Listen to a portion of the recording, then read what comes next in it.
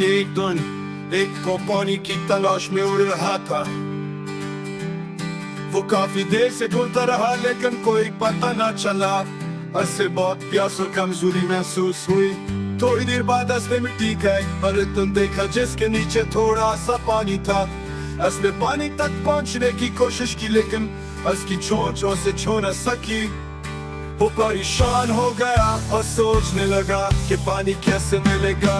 अचानक उसे एक ख्याल आया। उसने करीबी कुछ छोटे पत्थर देखे। उसने अपनी चोट से एक पत्थर उठाया और बर्फ में गिरा दिया।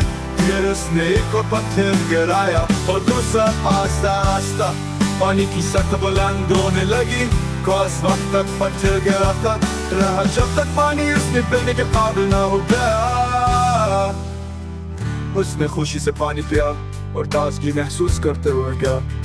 वो काफी देर से ढूंढता रहा लेकिन कोई पता न चला। उससे पक गया। एक दफा का जिक्र है कि एक छोटे से गांव में बुली नाम की एक बुली रहती थी। बुली बहुत लालची बुली थी। वो अपने पास मौजूद चीजों से कभी मतमन नहीं थी और हमेशा ज्यादा खाना चाहती थी, चाहे उसका पेट पहले ही भरा हुआ हो। वह कहानी का आगाज। एक दिन बुली ने तोड़ी खेत से एक मजेदार खुशबू सूंघी। किसान ने बहुत सारी ताजा सब्जियां और फल लगाए। फिर बुली ने सोच अगर मुझे में से कुछ सब्जियां और फल मिल जाए तो ये बहुत लजीज होंगे। बुली चुपके से किसान की जीप में दाखिल हुई और कुछ सब्जियां ले गई। उसने सबको खा लिया लेकिन फिर भी वो मुतमईन नहीं थी। बुली ने माजरत की, मुझे अफसोस है मैं दोबारा ऐसा नहीं करूंगा। लेकिन इसका लाज इतना मजबूत था कि इससे आसानी से रोका नहीं जा सका था। आखिरकार बुली ने एक बड़ा सबक सीखा। किसान ने फैसला किया कि वो खेत में इसके लिए मजीद खुराक नहीं छोड़ेगा। बुली ने महसूस किया कि लाज कोई हफ्ते की खुशी नहीं लाता। उस दिन से वो अपने पास जो कुछ भी काश पर राजी हो गई, चाहे वो कितना कम हो।